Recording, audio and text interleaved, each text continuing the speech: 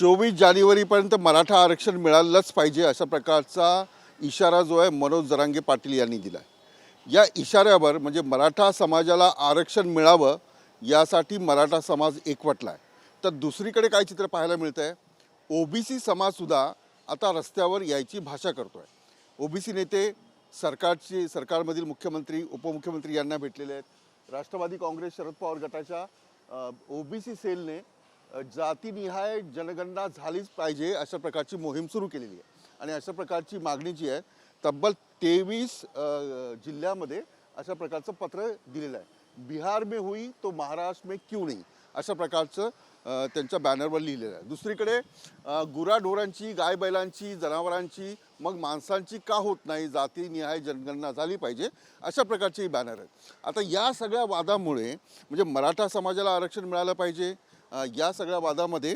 नामदेव जाधव नावाचे जे गृहस्थ आहेत ते मध्ये पडलेले आहेत आणि त्यांनी थेट म्हटलेलं आहे की शरद पवार यांच्यामुळेच मराठा समाजाला आरक्षण मिळालं नाही। 1994ला शरद पवारांनी मराठा ही कास्ट बाजूला केली आणि तेली आणि इतर समाजाला आरक्षण दिलं मंडल कमिशनच्या अनुसार। दुसरं एक महत्त्वाचं की मंडल कमिशनमध्ये कुठल्याही प्रकारचा सर्वे झाला नाही, कुठल्याही प्रकारचा इम्पेरिकल डेटा मिळाला नाही आणि इतर समाजाला आरक्षण मिळालं, मग मराठ्यांना का मिळत नाही? नेमकं नामदेव जाधव यांच्या बोलण्यामध्ये किती तथ्य आहे? राष्ट्रवादी काँग्रेसचे सर्वेसर्वा मग ते अजित पवार गट असेल किंवा शरद पवार गट असेल यांची जी जडणघडण आहे ती शरद पवार यांच्या भोवती झालेली, यांनीच हा पक्ष स्थापन केला आणि संपूर्ण महाराष्ट्रात पोहोचवला। आता शरद पवारांवर हे जे आरोप होत आहेत ते अत्यंत महत्त्वाचे आहेत। त्याच्यामुळे शरद पवारांची बदनामी होते का? राष्ट्रवादी काँग्रेसचे शरद पवार समर्थक जे आहेत किंवा त्यांच्या पक्षाचे कार्यकर्ते म्हणतात की शरद पवारांची बदनामी होते। आता शरद पवार असं करू शकतात का? शरद पवारांनी हे केलं आहे का? हे जाणून घेण्यासाठी माझ्यासोबत आहेत राज राजापूरकर, शरद पवार राष्ट्रवादी काँग्रेस गटाचे प्रवक्ते।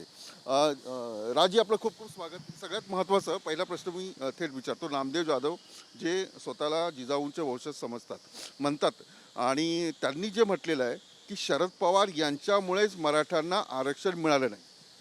नाही, मी पण हा तुमच्या माध्यमातून आता हा व्हिडिओ लोक बघतीलच, हा व्हिडिओ सगळीकडे चाललेला आहे।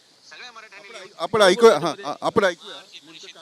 मराठ्यांच्या इतिहासातील सर्वात मोठा विश्वासघात आणि पाठीमध्ये खंजर खुपसणारा कार्यक्रम झाला आणि म्हणून मी जे पूर्वीपासून सांगतोय की मराठ्यांच्या पराभवाला, मराठ्यांच्या परिस्थितीला आणि मराठ्यांच्या दुर्गतीला जर जबाबदार कोण असतील तर मराठा राजकारणी आहेत आणि त्याच्यामध्ये सगळ्यात मोठं नाव आहे शरद पवारांचं।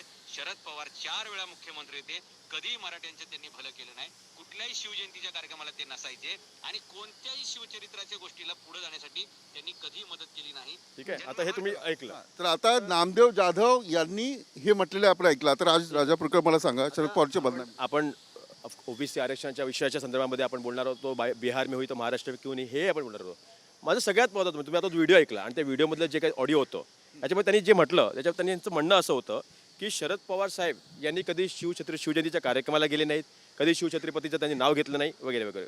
आता हेच नामदेव जाधव जे शरद पवार साहेबांवरती टीका करतायत, अगदी अशा खालच्या भाषेत जाऊन ते बोलत आहेत, तर हे ते नामदेव जाधव आहेत जे तुम्ही पाहू शकता फोटोच्या माध्यमात। शरद पवार यांच्या सोबत आहेत बघा, हे नामदेव जाधव आहेत, त्यांच्या हातामध्ये छत्रपती शिवरायांचं एक पुस्तक आहे, ते पुस्तक प्रकाशित करत आहेत। या ठिकाणी आदरणीय शरद पवार साहेब आहेत, त्यांच्या हाताने ते प्रकाशित होत आहे। मगाशी आपण पाहिले ते हेच नामदेव जाधव आणि आता आपण बघता ते हेच नामदेव जाधव। त्यात त्यांनी म्हटलं की आदरणीय पवार साहेबांनी कधी शिवछत्रपतीचं नाव नाही घेतलं। आता शिवछत्रपतींच्याच पुस्तकाच्या प्रकाशनासाठी त्यांनी पवार साहेबांच्या हस्ते हे प्रकाशन केलं आणि पवार साहेबांकडे याच्यासाठी विशेष सहाय्य देखील मागितलं। बघा, आता दुसरं अजून एक तुम्हाला चित्र दाखवतं, हे त्यांच्यावर थोडं अलीकडच्या काळामध्ये थोडं अजून तारुण्यातलं आहे। बघा, हेच ते नामदेव जाधव आहेत। इथे बघा, त्या ठिकाणी आपण छत्रपती शिवरायांचा हा त्या ठिकाणी एक इथे इमेज आहे, चित्र आहे या पुस्तकावरती आणि हे पवार साहेब आहेत। ठीक आहे, सांगायचं जाधव यांचे की नामदेव जाधव नावाची व्यक्ती एकतर ते वेडे आहेत किंवा समाजामध्ये अशा प्रकारे असलेल्या व्यक्तिमत्वांचा म्हणजे जी व्यक्तिमत्व त्या ठिकाणी समाजामध्ये समाजोन्नत काम करतात, त्या ठिकाणी समाजात त्यांचं मोठं उदात्तीकरण आहे, अशा व्यक्तिमत्वाचं त्या ठिकाणी कुठेतरी त्या ठिकाणी खंडन करणं किंवा त्या ठिकाणी त्या अशा व्यक्तिमत्वाला त्या ठिकाणी डाग लावणं अशा प्रकारचं काम करण्यासाठी मला वाटतं त्यांनी कुठेतरी सुपारी घेतली असेल, कोणाचा त्यांनी विडा उचलला म्हणजे मुद्दामून केलेली गोष्ट आहे, मुद्दामून। सोने साहेब स्पष्ट जो दावा केला 1994ला मराठा समाजाचे याच्यावर फुली मारली आणि नुकसान केलं नाही ते म्हणतात। आता त्यांचं म्हणणं असं आहे की 1994ला पवार साहेबांनी या दोन जाती तेली आणि माळी या जाणीवपूर्वक त्या ठिकाणी याच्यामध्ये घुसवल्या. तर सांगू इच्छितो तुम्हाला, एक तर मंडल आयोग ही काय खैरात नव्हती. मंडल आयोग हा अगदी शास्त्रशुद्ध पद्धतीने अभ्यास करून त्या ठिकाणी त्या ठिकाणी तयार केलेला हा जो आयोग होता, ह्याचा जो अहवाल होता. आणि अशा ह्याच्यामध्ये माझ्याकडे एक कागदपत्र तुम्हाला मी दाखवतो की ज्याच्यामध्ये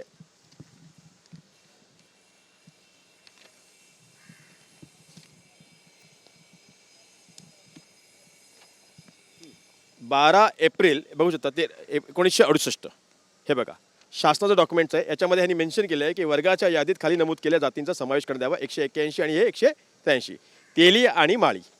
आता हे डॉक्युमेंट आहे 1968 13 एप्रिलचं. महाराष्ट्र सरकारचं आहे. महाराष्ट्र महाराष्ट्र सरकार हां हे शिक्षण आमचा खर्च कोणाचा नाहीये. मग सांगायची गोष्ट अशी आहे की महाराष्ट्र शासनाच्या या कागदपत्रावरती इथे नमूद केलं 1968च्या की अशा प्रकारे या दोन जातींचा समावेश करण्यात यावा हे त्यात नमूद केलेलं आहे. मग 1993-94ची गोष्ट कशी काय ते याचा अर्थ स्पष्ट आहे. सोडे साहेब, मी तुम्हाला सांगतो की महाराष्ट्रामध्ये आज दंगे भडकवण्यासाठी कुठलं तरी कारण हवं. हा महाराष्ट्र शांत कसा अजून हा अशांत का होत नाही, अशी काही लोकांची अगदी जीवापाड धडपड चाललेली आहे. पण त्यांच्या धडपडीला काही यश येत नाहीये, म्हणून हे अशा प्रकारे धंदे केले जात आहेत. याच्यापैकी कुठल्याही याच्यामध्ये तथ्य नाहीये. उलट या व्यक्तीच्या विरोधामध्ये महाराष्ट्रामध्ये सगळ्या पोलीस स्टेशनमध्ये स्थानकामध्ये त्या ठिकाणी तक्रार करून गुन्हे दाखल करण्याची त्याकडे मागणी करण्यात आलेली आहे. आणि आदरणीय जयंत पाटील साहेबांच्या नेतृत्वाखाली त्या ठिकाणी पूर्ण महाराष्ट्रामध्ये आम्ही या व्यक्तीवरती गुन्हा नोंद करण्यासाठी आता थोड्या वेळामध्ये DGPकडे कुलाब्याच्या DGP ऑफिसला जाऊन त्या ठिकाणी गुन्हा नोंद करणार आहोत. एवढंच नाही तर या व्यक्तीच्या विरोधामध्ये त्या ठिकाणी अखंड महाराष्ट्रभर या व्यक्तीला कुठल्याही प्रकारचं कुठल्याही पक्षाने समर्थन देऊ नये. ज्यांनी अशा प्रकारे महाराष्ट्रामध्ये समाजामध्ये देशामध्ये ज्यांनी एवढं मोठं योगदान दिलेलं आहे अशा व्यक्तीचे चारित्र्यहनन करत असतील तर या व्यक्तीच्या पाठीमागे कुठल्याही पक्षाने उभं राहू नये, समर्थन देऊ नये. मला सांगा, एवढे दिवस का लागले? हा व्हिडिओ तो एक आठवड्यापासून व्हायरल होतोय. एवढे दिवस खुलासा करण्यासाठी का लागला पक्षाला? नाही, पक्षाला खुलासा करण्यासाठी लागला हा भाग नाही. असं आहे की या दरम्यान मराठा आरक्षण ओबीसी आरक्षणचा प्रश्न होता. या प्रश्नाच्या दरम्यान त्या ठिकाणी तुम्ही पाहू शकता की सर्वपक्षीय बैठकीला पवार साहेबांना त्या ठिकाणी आमंत्रित देखील केलं होतं की या विषयाच्या संदर्भामध्ये त्या ठिकाणी आपल्याला बोलायचं आहे करून, या विषयाचा मार्ग काढायचा आहे करून. प्रश्न असा आहे की महाराष्ट्रासमोर अनेक प्रश्न आहेत. Namdev Jadhav is not a priority किंवा नामदेव हा प्रश्न देखील नाही आहे. पण विषय असा आहे की तुम्ही एखाद्या एवढ्या समाजामध्ये योगदान दिलेल्या व्यक्तीचं चारित्र्यहनन करत असाल तर ते खरं नाही आणि ते योग्य नाही. आणि म्हणूनच कुठेतरी जाऊन त्या ठिकाणी आम्ही अशा प्रकारे ह्या व्यक्तीने जे काही चारित्र्य केलेलं आहे हे खोडून काढण्यासाठी जे समाजासमोर खरं आहे ते खरं आणण्याचा प्रयत्न केलेला आहे. मी एक ओबीसी आहे. माझा जन्म आदरणीय पवार साहेबांमुळे झालेला आहे. मला याचा गर्व आणि अभिमान देखील आहे. कारण माझ्या समाजामध्ये जेव्हा मी समाजावर शोषित पीडित वंचित होतो त्या समाजातल्या व्यक्तीला घटकाला न्याय देण्याची भूमिका जेव्हा वेळेला फुले शाहू आंबेडकरांचा पवार साहेबांनी घेतली, मला याचा अभिमान आहे. याच्यामध्ये कुठल्या आणखी मला सांगा, जातीनिहाय जनगणना झाली पाहिजे का? आणि मराठा समाज, मनोज जरांगे पाटील म्हणतात आम्ही तर 52% आहोत, 53% आहोत. मग ही जनगणना झाली तर ओबीसीची संख्या कमी होईल? नाही, मला असं वाटतं की अशा प्रकारे त्या ठिकाणी अनेक त्या ठिकाणी अफवा आणि त्या ठिकाणी बतावण्या होत्या. पण मला असं वाटतं की बिहारमध्ये जे घडलं आणि बिहारने जे करून दाखवलं आणि त्याच्यातून जे समोर आलं की त्या ठिकाणी साधारणतः मला वाटतं 60 ते 65% वरती त्या ठिकाणी हा जो मागासवर्गीय समाज आहे, मग ओबीसी असेल सगळेच असतील, त्या ठिकाणी शोषित पीडित वंचित हा सगळा वर्ग पुढे आला. सांगायची गोष्ट अशी आहे की सर्वेक्षण झाल्यावरती दूध का दूध पाणी का पाणी होईल. मला हे स्पष्ट आहे. मला कुठल्या घटकाबद्दल हे बोलत नाही की हा घटक एवढ्या संख्येने तेवढ्या संख्येने, पण या समाजामध्ये असलेल्या प्रत्येक घटकाला समसमान न्याय मिळाला पाहिजे. ओबीसीमध्ये साधारणतः 375 ते 385 जाती घटक आहेत. या जाती घटकाला दिलेलं 27% आरक्षण हे पुरेसं आहे की नाही याचं सर्वेक्षण व्हायला पाहिजे. आणि म्हणूनच कुठेतरी एकंदरीतच जातीने जनगणना झाली तर मग ओबीसी, SC, ST, अल्पसंख्याक, लिंगायत, धनगर, मराठा सगळेच संख्येने किती आहेत हे समोर येईल आणि त्याप्रमाणे मग सरकारने त्या ठिकाणी भूमिका घ्यावी. बीडमध्ये जी घटना झाली त्याच्यामध्ये ओबीसी समाजाचे कार्यकर्ते होते असं म्हटलं जातं. यात किती पोलिसांनी तपास करावा. गृह मंत्रालय ज्यांच्याकडे आहे त्यांनी त्याचा तपास करावा. मला असं वाटतं की सातत्याने महाराष्ट्रामध्ये अशा अनेक घटना घडत आहेत, जाळपोळीच्या, दंगे पसरवण्याच्या वगैरे वगैरे, पण गृह मंत्रालय शांत आहे. गृह मंत्रालय शांत का? माझा प्रश्न आहे, गृह मंत्रालय शांत का? यांना आदेश कोण देतं?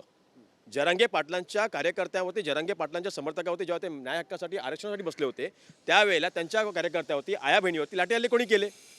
याचं उत्तर द्यावं ना. राज्याचे गृहमंत्री काय करतायत? राज्याच्या गृहमंत्र्यांचा गृहमंत्री सांभाळता येत नसेल तर त्यांना राजीनामा द्यावा. 17 तारखेला मोर्चा सहभागी होणार राष्ट्रवादी काँग्रेस, शरद पवार गट. असं आहे की ओबीसीच्या ओबीसीचा आरक्षणासाठी तुम्ही पाहू शकता की गुराढोरांचे होते, गाय बैलांचे होते, जनावरांचे होते, मग माणसांची का होत नाही. तुम्ही पाहू शकता की बिहार में तो महाराष्ट्र में क्यों नाही. काल राज्यातल्या 23 जिल्हाधिकारी कार्यालयामध्ये राष्ट्रवादी काँग्रेस पार्टी ओबीसी सेलकडनं निवेदन गेलेलं आहे की आमची जातीने जनगणनेची प्रमुख मागणी आहे. एवढंच नाही तर येणाऱ्या 15 दिवसामध्ये आम्ही राज्यपालांची भेट घेणार आहोत. आम्ही त्या ठिकाणी शिष्टमंडळ घेऊन राज्यपालांची भेट घेऊन त्यांच्याकडे ही मागणी करणार आहोत. आणि हे जर झालं नाही तर विधानसभेमध्ये हिवाळी अधिवेशनामध्ये आजच सांगतो नागपूरला हजारोंच्या संख्येने ओबीसी एकवटणार आणि हल्लाबोल करणार, हे तुम्हाला मी आज सांगतो. ओबीसी मधून मराठा समाजाला आरक्षण मिळालं पाहिजे की ओबीसी व्यतिरिक्त मिळालं? असं आहे की एकदा जर पक्षाची भूमिका. असं आहे की जर एकदा जर जनगणना झाली तर ओबीसीच्या आरक्षणाला धक्का लागणार आहे. मला जर म्हणणं स्पष्ट आहे की जे ओबीसीला मुळात आरक्षण मिळतं तेच कमी आहे. ओबीसीच्या आरक्षणाला धक्का न लागता मराठा समाजात स्वतंत्र आरक्षण द्यावं ही आमची प्रमुख मागणी होती. आदरणीय पवारसाहेबांनी ते देखील म्हटलं, आदरणीय जयंत पाटील साहेबांनी ते देखील म्हटलं, प्रत्येक नेत्याने ते म्हटलेलं आहे. इनफॅक्ट सगळ्या पक्षाच्या नेत्यांनी ते म्हटलं, भुजबळ साहेबांनी देखील ते म्हटलं की ओबीसीच्या आरक्षणाला धक्का न लागता मराठा समाजाची जी मागणी आहे ती मागणी त्या ठिकाणी मान्य करावी, की त्या मागणीला त्या ठिकाणी न्याय द्यावा. मग त्यासाठी तुम्हाला जातीनिहाय जनगणना करणं आवश्यक आहे ना, ते करा ना. म्हणजे खायचं आणि लपवून पण ठेवायचं. आता ज्या नोंदी मिळत आहेत त्यानुसार त्यांना कुणबी प्रमाणपत्र दिलं पाहिजे. बघ, आजच्या ज्या नोंदी मिळत आहेत या नोंदी काळातल्या नोंदी आहेत, त्या अगदी त्या शोधल्या जात आहेत, वॉर फुटिंगवरचं काम होत आहे. पण या नोंदीमध्ये तथ्य किती असेल, या नोंदी खरोखर त्या नोंदी म्हणजे त्याच्यातली काहीतरी बोडी लिपीमध्ये लिहिलेल्या त्या ठिकाणी त्या नोंदी आढळत आहेत. बरेचसे तुकडे त्याचे कागदाचे तुकडे पडलेले आहेत. या सगळ्या नोंदींच्या आधारावरती त्या ठिकाणी कुठेतरी चुकीचं काम होणार नाही ना, किंवा कुठेतरी अयोग्य त्या ठिकाणी निर्णय होणार नाही ना, याची पण काळजी सरकारने घेतली पाहिजे. शेवटी हा प्रश्न आरक्षणाच्या प्रत्येकाच्या न्याय हक्काच्या भूमिकेचा आहे. त्यामुळे एकाला न्याय देताना दुसऱ्यावरती अन्याय होता कामा नये, हा आपला कायदा सांगतो, ही आपली लोकशाही व्यवस्था सांगते. खूप खूप धन्यवाद. राजापूरकर यांनी नामदेव जाधव यांनी केलेल्या वक्तव्याचा खुलासा केला. नेमकं काय झालं हे त्यांनी सांगितलं. पण राष्ट्रवादी काँग्रेस, शरद पवार गट येणाऱ्या काळामध्ये ओबीसीच्या हक्कासाठी किंवा ओबीसीमधलं जे आरक्षण आहे ते जाऊ नये आणि मराठा समाजाला आरक्षण मिळावं अशा प्रकारची भूमिका घेऊन रस्त्यावर उतरणार आहे. विधानभवनाचं विधानसभेचं जे अधिवेशन असेल नागपूरमध्ये तिथे ते मोर्चा काढणार आहेत. पुढे journalist Siddhesh Vilas Athawale, news state Maharashtra.